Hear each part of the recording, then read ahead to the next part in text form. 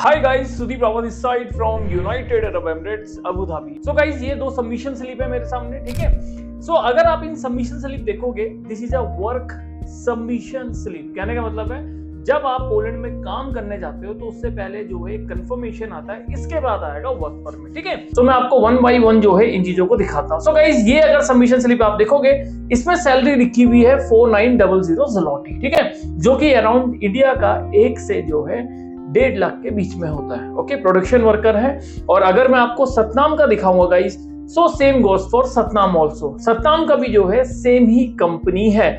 यहाँ पे जो सैलरी मेंशन कर रखी है, ये सैलरी गाइस जो महीने की है, यानी अगर आप मंथली देखोगे, दिस इज 160 आवर्स, यानी कहने का मतलब है 40 घंटे एक हफ्ते में, ठीक है। सो 40 मल्टीप्लाई 4 वीक्स, आपको 160 आवर्स आते हैं कि 5 दिन में आप 8-8 घंटे की जॉब करोगे। उसके बाद ओवर टाइम अलग है। पोलैंड के अंदर अगर आपका वर्क परमिट आने में टाइम लगता है, कितना लगता है और कब तक आएगा, ये सारी चीज डिपेंड करती है गाइस सिटी वाइज। अगर आपका वर्साओ में परमिट है तो भाई टाइम लग जाएगा, लॉर्ड्स में है, कराको में है या फिर पोजनान में है तो जल्दी आने के चांसेस ज्यादा है। पोलैंड को अप्लाई करोगे तो पोलैंड के अंदर सबसे इंपॉर्टेंट चीज क्या होती है, स्टेप्स।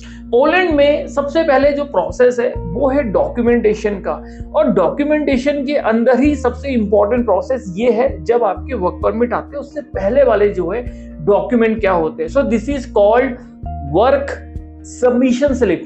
इसके बाद आता है आप लोगों का वर्क परमिट, फिर आते हैं वर्क परमिट के साथ सपोर्टिंग डॉक्यूमेंट, एकोमोडेशन वगैरह, वो भी जो है इसी का पार्ट है डॉक्यूमेंटेशन का।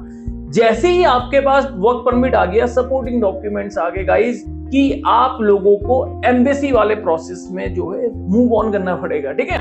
एम्बेसी वाले प्रोसेस में होते हैं रजिस्ट्रेशन। रजिस्ट्रेशन गाइस आपको होगा फॉर अपॉइंटमेंट, ठीक है, क्योंकि अपॉइंटमेंट मिलना बहुत जरूरी है। अगर आपको पोलैंड की अपॉइंटमेंट नहीं मिलेगी तो फिर आपका डिसीजन भी नहीं आएगा। पोलैंड अप्लाई किस किस को करना चाहिए? अपॉइंटमेंट और वीजा एम्बेसी देती है भाई, ठीक है। तो यहाँ पे लॉस होने के चांसेस भी हैं भाई। मैं पोलैंड के लिए कोई भी पीसीसी मोफा की जरूरत नहीं है, सिंपल एंड नॉर्मल पीसीसी लगाओ गाइस। क्या पोलैंड में आप बैंक स्टेटमेंट लगा रहे हो, उसमें स्टैंपिंग चाहिए नहीं चाहिए? ऐसा कोई मैंडेटरी नहीं है, आप ऑनलाइन निकाल सकते हो। जितने भी लोगों के पास ओरिडो मनी का बैंक है ना, ठीक है, जो फाइनेंस बैंक होता है, कतर में चलता है, कुवैत में चलता है, कुवैत में, ठीक है। सो भाई यहाँ पे जो है आप लोगों को, अगर आपके पास बैंक स्टेटमेंट बना रहे हो, सैलरी से चल जाएगा, there is no problem. So ओरिडो मनी भी आप अप्लाई कर सकते हो। बस ये है कि आपके जो है नाम में होना चाहिए।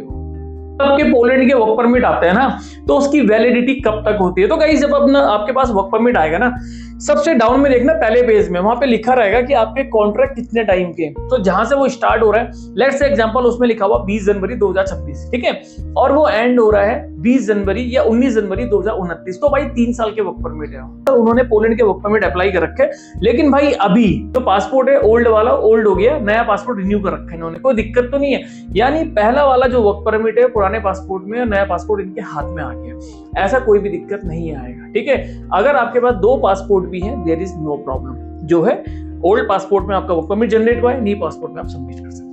अगर आप पोलैंड के वीजा रेशियो की बात करोगे 2026 में, तो रेशियो के लिए गाइस आपको वेट करना पड़ेगा फॉर, आप देखोगे नेक्स्ट जो है 6 मंथ और पूरा साल जाना पड़ेगा, तब जाके आपको एक प्रॉपर जो है पता चलेगा पोलैंड का वीजा रेशियो। लेकिन अगर आप कंपेयर करोगे 2023, 21, 22 या फिर जो है 2024-25, तो भाई वीजा रेशियो इस समय काफी अच्छे